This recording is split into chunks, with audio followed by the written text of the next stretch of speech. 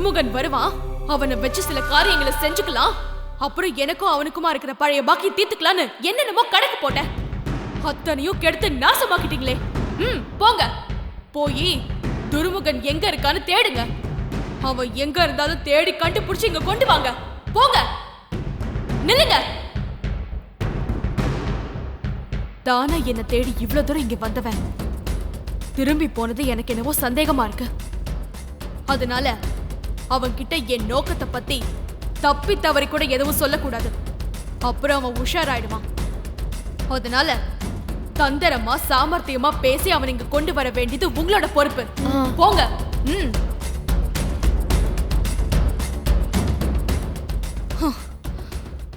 இந்த தடவையாவது இந்த வேலையை உருப்படியா செய்யறாங்களான்னு பாப்போம்.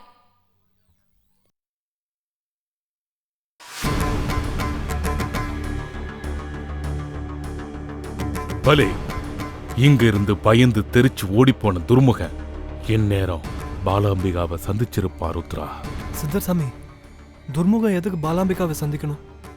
அதுவும் பயம் இல்லாம சந்தோஷமா வேற சொல்றீங்க. காட்டு கோயில்ல துர்முகம் பாலாம்பிகாவை கத்தியால குத்தி கொல்ல பார்த்தானே, அதை மறந்துட்டீங்களா? உண்மைதான் ருத்ரா, அவன் நம்மோட எதிரிதான். ஆனா இப்ப இந்த தேவியை அழிக்க அவன் நமக்கு தேவைப்படுறான். சித்தர்சாமி, துர்முகம் தேவியை கொல்ல போறானா? என்ன சொல்றீங்க? ஆமா ருத்ரா, தேவி தனக்கு இவனாலதான் ஆபத்து வரும்னு தன் கனவுலையும் கற்பனையிலையும் நினைச்சு பார்த்துடாத ஒருத்தன்தான் அவளை கொல்வான். அதுக்குன்னு நான் தனியா யார போய் தேட? அதனாலதான் நான் துர்முகனை தேர்ந்தெடுத்தேன். ஆமா ருத்ரா, இப்போ நடந்துகிட்டு இருக்கிற நாடகத்துக்கு நானே சூத்திரதாரி. துர்முகனுக்கு நான் கொடுத்திருக்கிறது ரொம்ப முக்கியமான பாத்திரம்.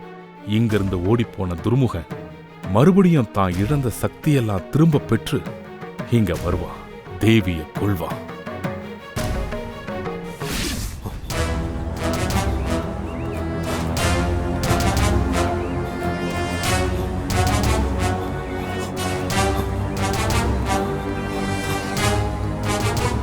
துர்முகம்,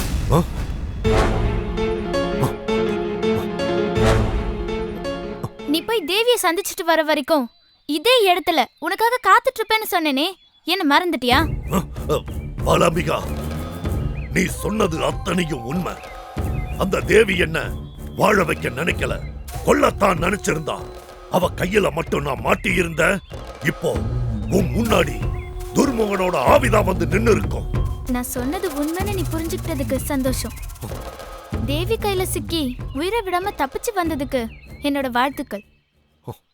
உன்னை வாழ்த்துனதுனால பகைவர்களான நாம பங்காளிகள் ஆயிட முடியாது. லிங்கங்கள் உனக்கா எனக்கான்னு வந்தா எனக்கு தான்னு நான் உன் கூட சரிசமமா சண்டைக்கு நிப்பேன். ஆனா அதுக்கு முன்னால லிங்கங்கள் உனக்கும் இல்லாம எனக்கும் இல்லாம அந்த தேவி அதை அழிச்சிடக்கூடாது. அதனால முதல்ல நீ அவளை அழிக்கணும், அவளை கொல்லணுங்கிற. பாலாம்பிகா, நீ தெரிஞ்சு பேசுறியா இல்ல தெரியாம பேசுறியா, இல்ல என்ன கேலி கிண்டல் பண்றியான்னு எனக்கு தெரியல. இந்த துர்முக ஒரு காலத்துல இந்த உலகமே கண்டு நடுங்கின மந்திரவாதி. ஆனா இன்னைக்கு நான் யாரு? ஒரு நாய் துரத்துனா கூட நடுங்கி உயிரை கையில பிடிச்சிட்டு ஓடுற ஒரு கோழை. என்னோட அத்தனை மந்திர சக்திகளையும் இழந்து சாதாரண மனுஷங்க கிட்ட கூட சண்டை போட முடியாத நிலைமையில இருக்க. அப்படிப்பட்ட என்கிட்ட போய் பிரபஞ்ச மகாசக்தியோட செல்ல பிள்ளையான அந்த தேவை கிட்ட மோது அவளை கொல்லுங்கிற. இது நடக்கிற காரியமா? நீ விவரம் தெரியாத பச்சை புள்ள மாதிரி பேசுற. உன் மண்டையில களிமண்ணு தான் இருக்கு. உன்னால முடியாத காரியத்தை செய்யன்னு சொல்றதுக்கு நான் என்ன முட்டாளா? நான் உன்னை கேக்குறேன், நீ இழந்த உன்னோட பழைய சக்தி எல்லாம் உனக்கு திரும்ப கிடைச்சா உன்னால தேவி கிட்ட மோத முடியும் தானே? ஏன் முடியாது? நிச்சயமா முடியும். இந்த துர்முகம் முன்னாடி அந்த தேவி தூள் தூளாயிடுவா. இந்த துர்முகனோட கால் தூசுக்கு பெறமாட்டான் அந்த தேவி. உன்னோட அந்த பழைய சக்தி எல்லாம் நான் உனக்கு தரேன் துர்முகா.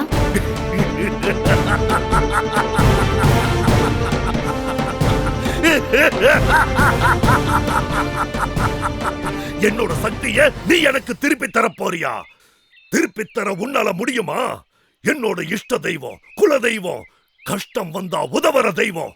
அந்த தெய்வங்களால தர முடியாத என்னோட சக்திய நீ எனக்கு தரப்போறியா? நீ போகாத ஊருக்கு வழி சொல்ற. என் சக்தி போனதுதான். நான் என்னைக்குமே பழைய துர்முகனா ஆகவே முடியாது. உன்னோட சக்திய உனக்கு கொடுக்க முடியுங்கிற நம்பிக்கை இல்லாம நான் உன்னை மோகினிய கொல்ல சொல்வேனா? என்னோட சக்திய நீ எப்படி கொடுப்ப? எப்படியோ கொடுப்பேன். ஆ, அதுக்கு முன்னால நீ எனக்கு ஒரு வாக்கு கொடுக்கணும். ஆ. நீ மோகினி கொண்டு போயிருக்கிற ருத்ரனையும் சித்தர் சாமியையும் நீ மீட்டு கொண்டு வந்து என்கிட்ட ஒப்படைக்கணும். அப்புறம் அந்த மோகினிய கொல்லணும். சரி, நான் உனக்கு வாக்கு கொடுக்கிறேன். ஆனா இழந்த என்னோட சக்தி வாயம் பின்னால்.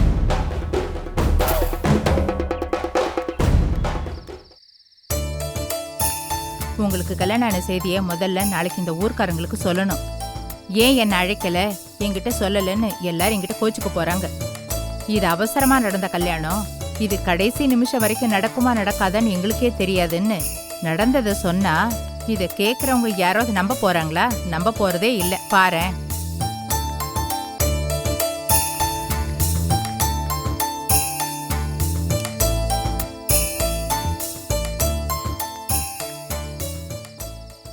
பகல் நேரமா வந்திருந்தா அக்கம் பக்கத்துல யாரையாவது கூப்பிட்டு ஆர்த்தி எடுக்க சொல்லியிருக்கலாம். இந்த ராத்திரி வேளையில யாரை கூப்பிடுறது, யாரை தொல்லை பண்றது? சரி, மனசுல சாமி நினைச்சுக்கிட்டு உள்ள வாங்க 2 பேரும். வாங்க.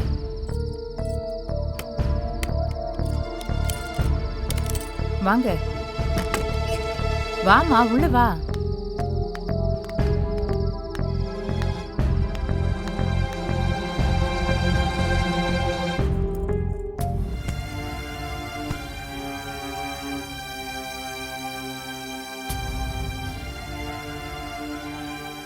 நீ ஏண்டி இப்படி இருக்க?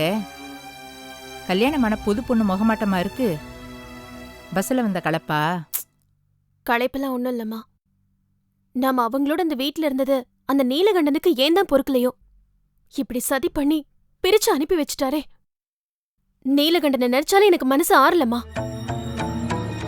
என்னடி பேசுற நீ? சித்தர் சாமி நீலகண்டனோட மானசீகமா பேசி அவர் ஊருக்கு போன்னு சொன்னதா தானே நீலகண்டன் நம்ம கிட்ட சொன்னாரு. அவர் என்ன பொய் சொல்லிட்டாருன்னு நினைக்கிறியா? மல்லிக்கு அங்க பாலாம்பிகாவுக்கு உதவியா அவளோட கோயில் கட்டுற திருப்பணியில தன்னை முழுமையா ஈடுபடுத்திக்கணும்னு ஆசை. அதுக்கு இவ அங்க இருந்தா தானே முடியும்.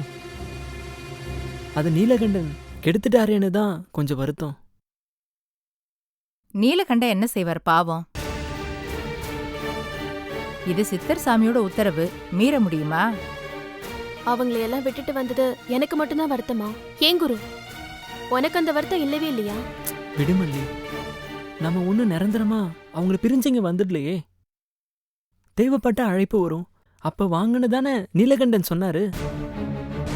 அடடா, புதுசா கல்யாணமாகி நீங்க இருந்து வாழ வேண்டிய ஊருக்கு தானே வந்திருக்கீங்க. இங்க என்ன செய்யலாம், எப்படி குடும்பம் நடத்தலாம், எப்படி சந்தோஷமா இருக்கலான்னு அத பத்தி பேசுவீங்களா? ஏன் குரு, அவதான் சின்ன பொண்ணு, விவரம் தெரியாம பேசிட்டு இருக்கான்னா நீங்களும் இப்படி பேசினா எப்படிப்பா? இத பாரு மல்லி, போய் சீக்கிரமா அடுப்ப பத்த வச்சு எதையாவது சமைடி. சீக்கிரமா சாப்பிட்டுட்டு 2 பேரும் தூங்குங்க. சீக்கிரம் போ.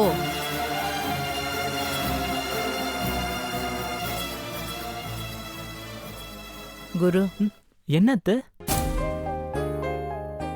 மாப்பிள, அத்தனை நீங்க கூப்பிட்டதும் எனக்கு எவ்வளவு சந்தோஷமா இருக்கு தெரியுமா? முன்னாடி எப்படி கூப்பிட்டுட்டு இருந்திருந்தாலும் மல்லிய கல்யாணம் பண்ணதுக்கு அப்புறமா உங்களை அத்தனை கூப்பிடுறது தானே முறை. என் பொண்ணு மல்லி ரொம்ப அதிர்ஷ்டசாலிப்பா. பிடிவாதமா இருந்து தான் மனசுக்கு பிடிச்சவனையே கல்யாணம் பண்ணிக்கிட்டா. மல்லி எனக்கு மனைவியா கிடைக்க நான் தான் அதிர்ஷ்டம் செஞ்சிருக்கணும். மாப்பிள, முன்னாடி அந்த ஜோசியர் பேச்ச கேட்டு உங்களை நான் திட்டியிருக்கேன். இந்த வீட்டு பக்கமே வரக்கூடாதுன்னு உங்ககிட்ட நான் சண்டை போட்டிருக்கேன். அது எதையும் நீங்க மனசுல வச்சுக்காதீங்க மாப்பிள. அத்தை, நான் அதையெல்லாம் அப்பவே மறந்துட்டேன். மாப்பிள, இந்த பார்வை இல்லாதவளுக்கு நீங்க பார்வை கொடுத்தீங்க. என் பொண்ணு கழுத்துல தாலியை கட்டி அவளுக்கு வாழ்க்கை கொடுத்துருக்கீங்க. அப்படியே ஒரு பேரனியோ பேத்தியோ வம்சம் தழைக்க ஒரு வாரிசை கொடுத்துட்டீங்கன்னா இந்த கிழவி நிம்மதியா கண்ண மூடிடுவேன்பா. அப்புறம் மாப்பிள, குழந்தைய உடனே பெத்துக்க வேண்டாம், கொஞ்ச நாளைக்கு தள்ளி போடலான்னு நினைச்சிடாதீங்க மாப்பிள. என்ன மாப்பிள, பதிலே சொல்ல மாட்டேங்கிறீங்க? சரி, இதுக்காவது பதில் சொல்லுங்க. நான் கண்ணை மூடுறதுக்குள்ள பேரனையோ பேத்தியோ பார்க்கணும். குழந்தைங்க இந்த வீட்டுல தவழ்றத, ஓடி விளையாடுறத நான் பார்த்து ரசிக்கணும். நான் அந்த குழந்தைங்களோட கொஞ்சம் விளையாடிட்டு நிம்மதியா அதுக்கப்புறம் தான்ப்பா நான் கண்ணை மூடணும். என் ஆசை பலிக்குமா? சொல்லுங்க மாப்பிள்ள, சொல்லுங்க.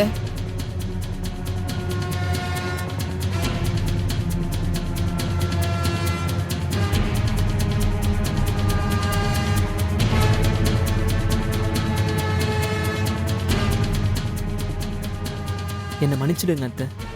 என் மனசுக்கு படுது. உங்களோட இந்த ஆசை நிறைவேற போறது இல்லை.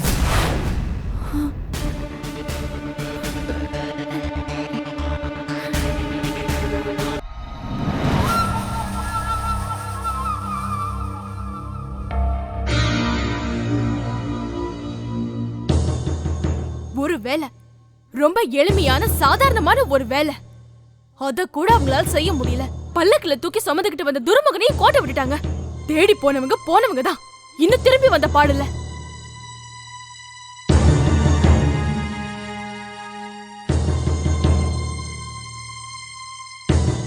எல்லாம் உன்னால ருத்ரா.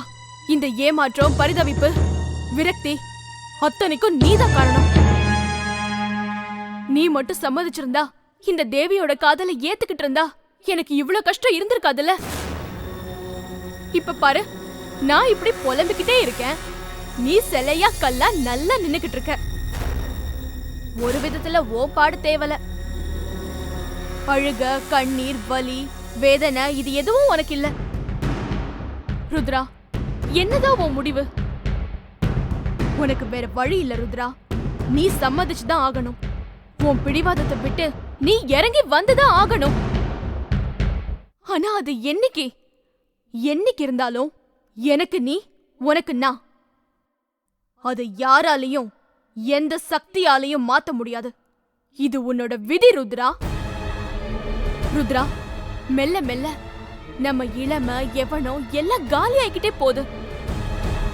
எப்போ உன் மனசு என் பக்கம் திரும்பும்? இளமையில முடிஞ்சு நம்ம வயசான காலத்துலயா? ஆனா அப்பவும் இந்த தேவி உனக்காக காத்துட்டு இருப்பா, உன்னை ஏத்துக்குவா. அது வேற விஷயம். ஆனா ருத்ரா, அத்தனை காலம் என்னால காத்துக்கிட்டு இருக்க முடியாது.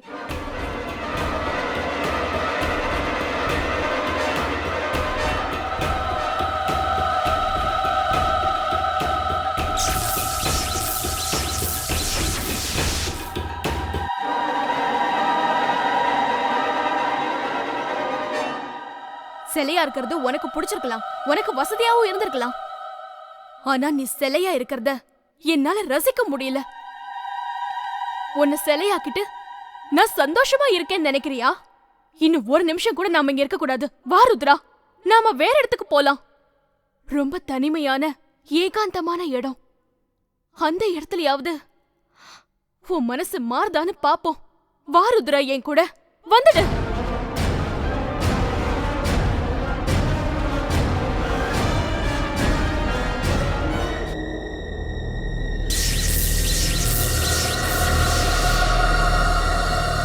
ருத்ரா, வா என் கூட. ருத்ரா, என் கூட வர போறியா இல்லையா? ருத்ரா, அப்புறம் என் மனச கல்லாக்கிட்டு மறுபடியும் உன்னை சிலையாக்கிடுவேன். இப்போ என் கூட வர போறியா இல்லையா? வா ருத்ரா, என் கூட வா. இப்போ நீ வர போறியா இல்லையா?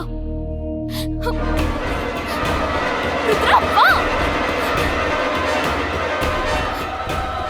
வா ருத்ரா, வா.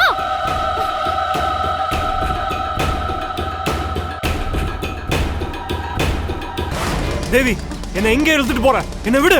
முடியாது, வா. தேவி, வா ருத்ரா. விடு தேவி. நான் விட மாட்டேன். என் கூட வா. தேவி, வந்தாகணும். என்ன விடு. விடு தேவி. என்ன ருத்ரா, பேசாம வா. விட போறியா இல்லையா? விட முடியாது ருத்ரா, பேசாம வா. என்ன விடு தேவி. முடியாது, நான் விட மாட்டேன். பேசாம வா. தேவி,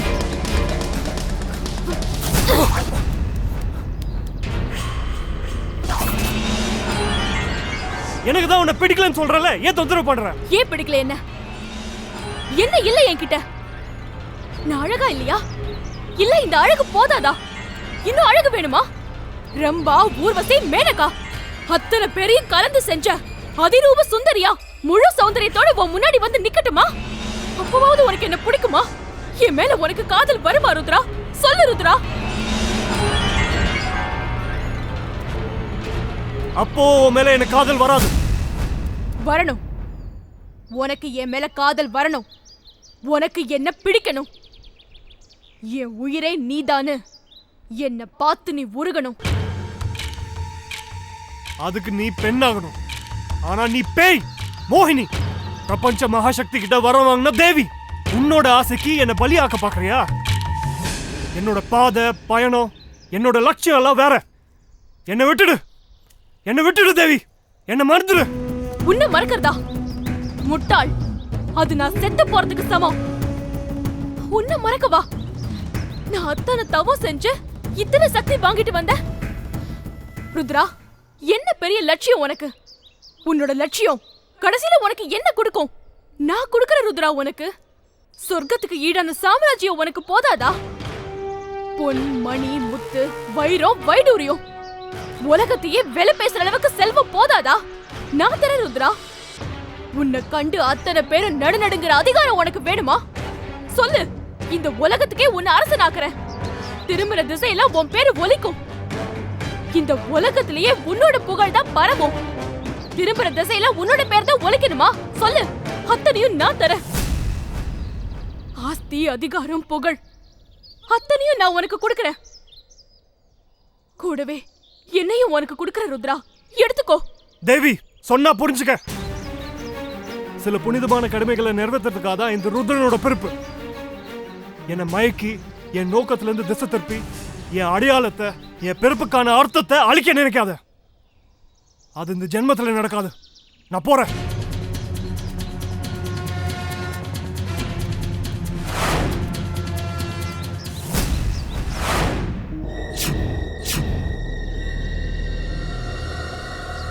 நீயே மனசு மாறி என்ன காதலிச்சு என் கழுத்துல தாலி கட்டணும்னு ஆசைப்பட்டேன். அது நடக்கல.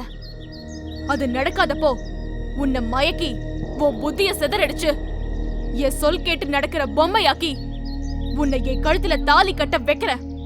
எப்படியோ நீயும் நானும் கணவன் மனைவியா ஆனா போதும்.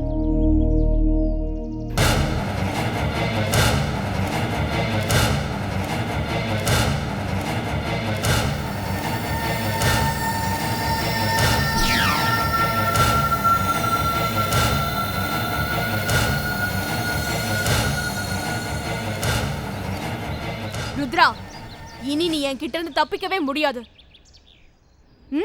இந்தா கட்டு. கட்டு ருத்ரா. இந்தா கட்டு. என் கழுத்துல இந்த தாலியை கட்டு. என் கழுத்துல இந்த தாலியை கட்டு ருத்ரா. நில்லு. இந்தா இது என் கழுத்துல கட்டு. கட்டு ருத்ரா.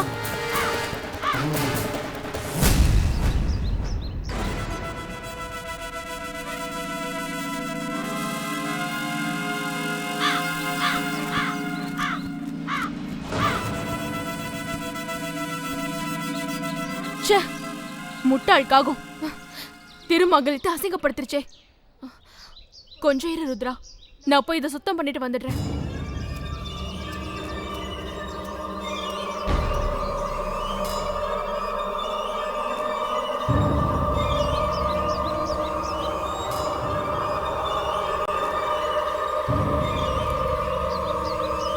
ருத்ரா, இங்க இருந்து தப்பிச்சு போயிடு ருத்ரா.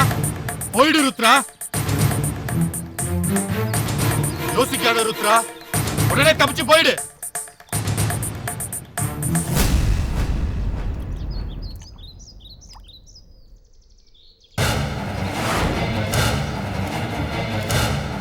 ருத்ரா